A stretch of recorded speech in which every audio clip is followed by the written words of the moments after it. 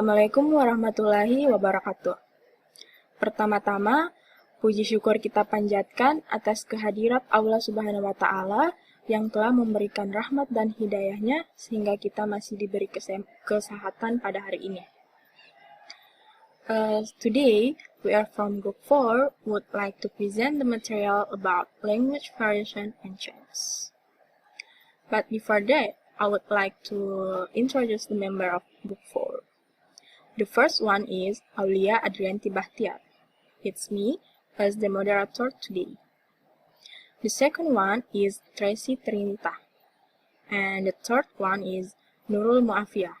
And the last one is Sri Wahyuni. Alright, the first presenter is Aulia Adrianti Bahtiar. Baiklah, in this part is flashback of the time.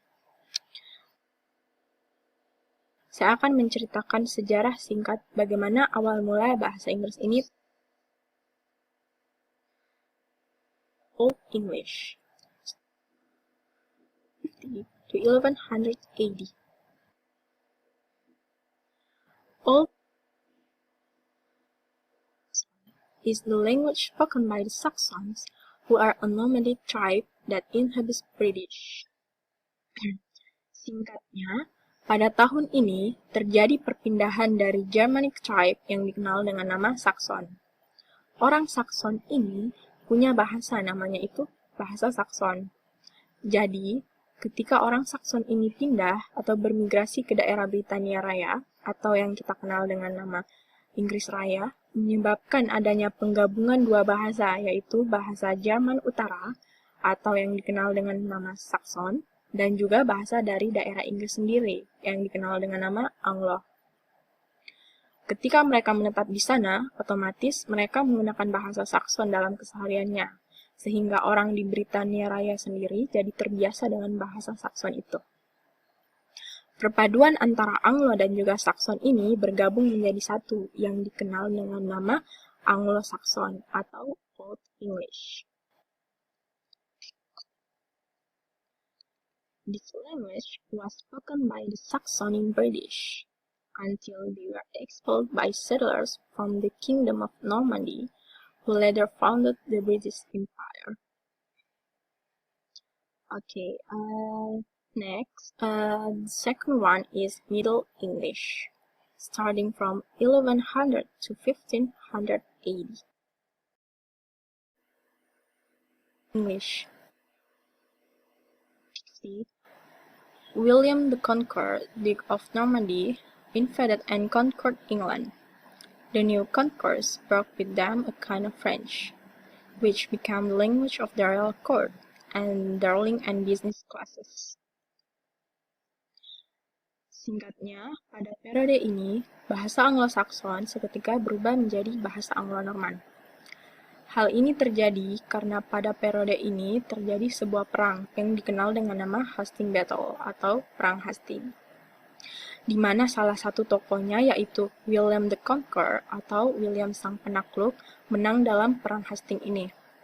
Dan dari sinilah bahasa seketika berubah karena orang yang berkuasa di Britania Raya ini adalah orang yang berasal dari kaum Norman. Dan bahasa yang dipakai juga adalah bahasa Norman. Dari situlah terdapat perubahan dari bahasa Anglo-Saxon atau Old English menjadi Anglo-Norman, yaitu perpaduan antara bahasa Anglo dengan bahasa Norman Prancis.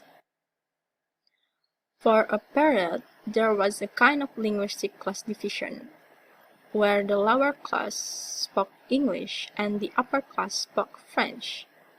Jadi, orang-orang dari Anglo-Saxon ini adalah orang-orang yang kalah dari perang. Oleh karena itu, orang-orang Germanic berada pada kelas bawah atau lower class. Dan orang-orang Germanic ini harus memelihara hewan, kemudian menjualnya demi memenuhi kebutuhan sehari-hari mereka.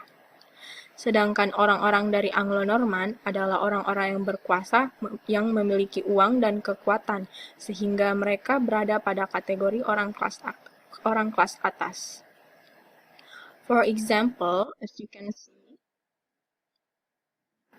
Anglo-Saxon in Germany speaking people raise the meat and cold it.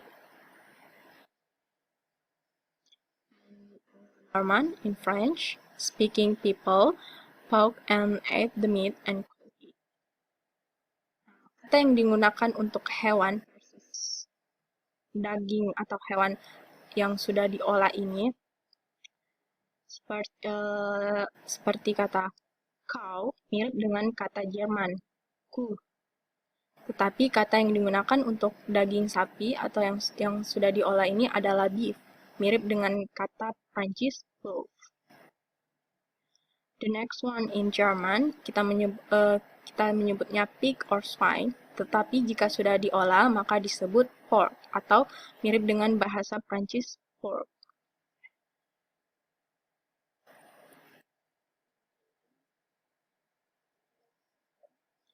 Dari sinilah terdapat pembagian kata antara kelas atas dan juga kelas bawah. Okay, the next one is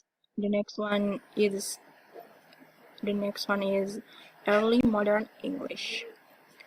It is about early modern English, and it deals with the period from around 1500 to 1800 AD. A major factor separating Middle English from modern English is something called the Great Vowel Shift, and it's a huge change in the way words are pronounced, which happens especially in the 15th and 16th centuries. Particularly, it deals with long vowel sounds. So, for example, in the Middle English, pada periode ini kita menyebutnya house, tetapi pada periode Middle English would be pronounced whose, and kata out would be pronounced would, and night would be pronounced knight. After the Great Vowel Shift, pengucapan tersebut berubah seperti kata yang kita gunakan sekarang ini. Whose would be pronounced house, and would be pronounced out, and knight would be pronounced night. Namun, penyebab terjadinya Great Vowel Shift ini masih menyisakan misteri dalam dunia linguistik.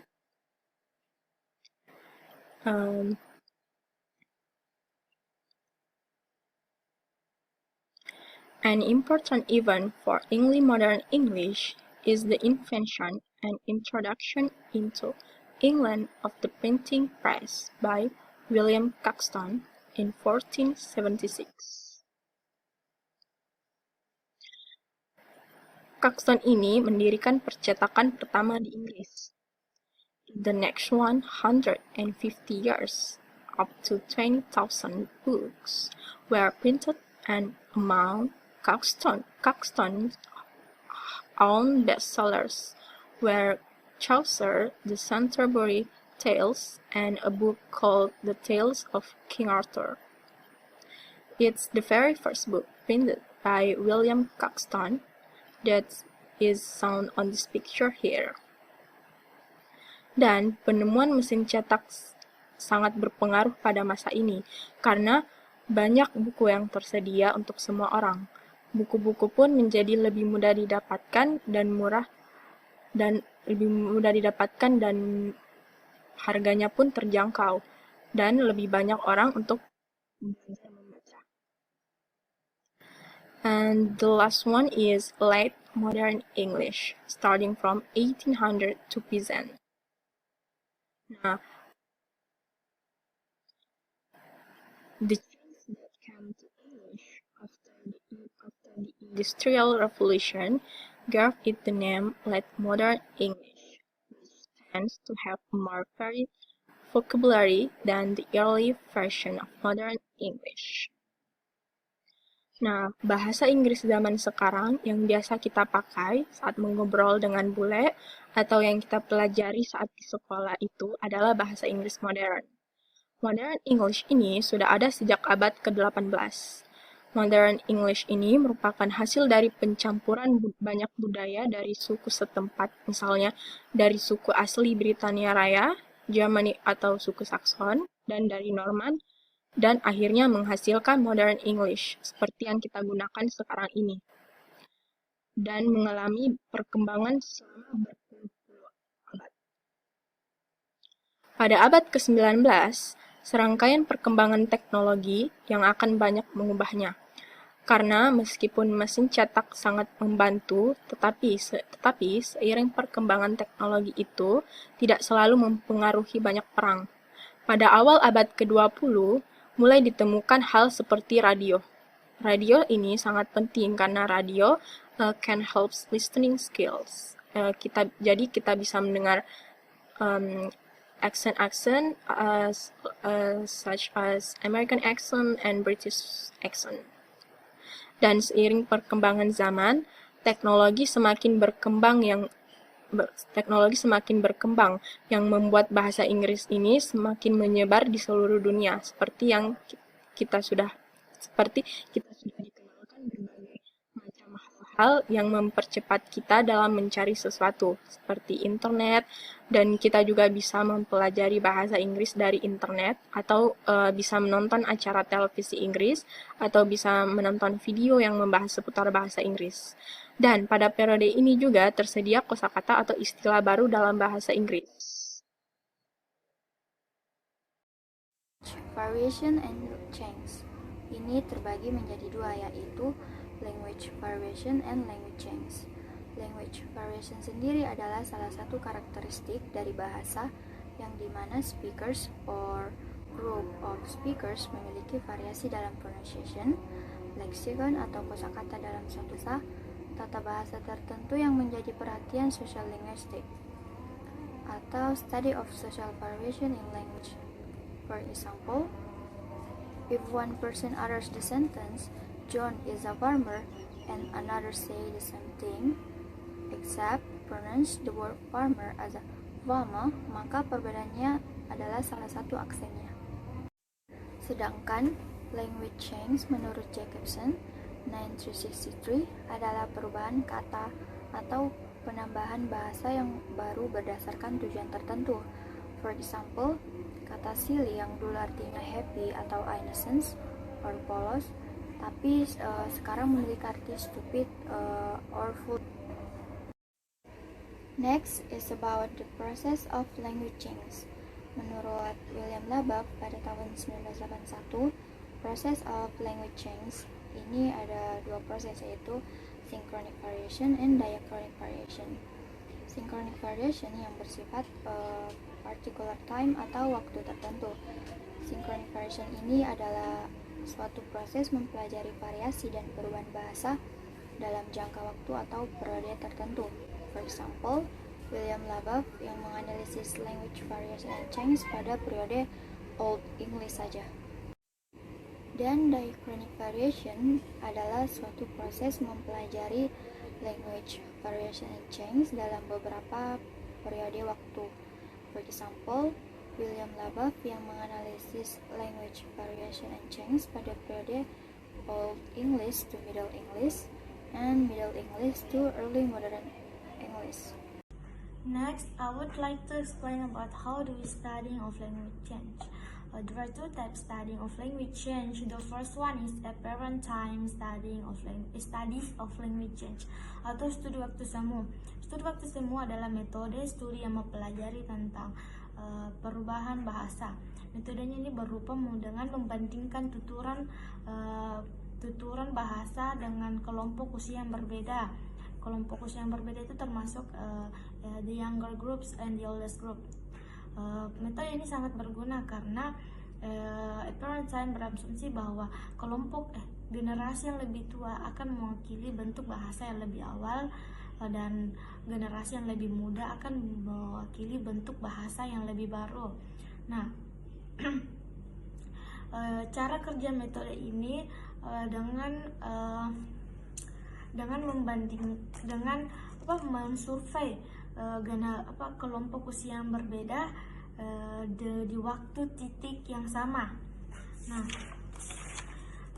kita dapat melihat perubahan bahasa tersebut di sekitar kita. Contohnya untuk the younger groups, orang-orang yang sering aktif dalam komunikasi, jadi mereka akan melakukan banyak perubahan baru pada bahasa mereka. Nah, untuk the oldest group, orang-orang jika orang itu mengalami pertambahan umur yang lebih tua, sangat memungkinkan terjadinya pengurangan pada bahasa mereka seiring bertambahnya usia mereka.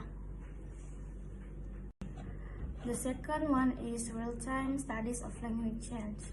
Real-time memiliki pengertian yang sama dengan apparent time, yaitu metode dalam studi perubahan bahasa, tetapi mereka memiliki perbedaan yang signifikan. Nah, jika apparent time mensurvei perubahan bahasa tersebut di usia yang berbeda dan di titik waktu yang sama, tetapi real time membandingkan perubahan tersebut di usia yang berbeda juga tapi di waktu yang berbeda. Nah, metode ini berupa tentang berfokus pada perubahan historis dalam masyarakat. Guna metode ini yaitu untuk mendeteksi perubahan linguistik dalam masyarakat, komunitas masyarakat seiring perkembangannya dari waktu ke waktu. Adapun cara kerja metode real time yaitu dengan menyelidiki kembali perubahan linguistik dalam suatu masyarakat, tetapi dalam studi baru setelah jangka waktu tertentu, dan jika ditemukan perbedaan signifikan dalam pola bicara komunitas masyarakat tersebut, dapat diartikan sebagai tanda-tanda perubahan linguistik dari waktu ke waktu. Reason for language change. The first one is social status. Members of the group with the most social status tend to introduce changes into a speech from neighboring communities that have greater status and prestige in the rise. Upper classes tend to speak standard dialects. Middle classes sometimes speak standard or non-standard dialects. Lower classes tend to speak standard dialect. The second one is gender. Women tend to be associated with changes towards both prestige and vernacular norms. Contrast with the men more often introduce vernacular change. The last is interaction. Interaction and language change can gain prestige from the media. The fact that the form is used in the vernacular speech in the city is probably another factor contributing to its prestige or attractiveness to the ears of young people in other places.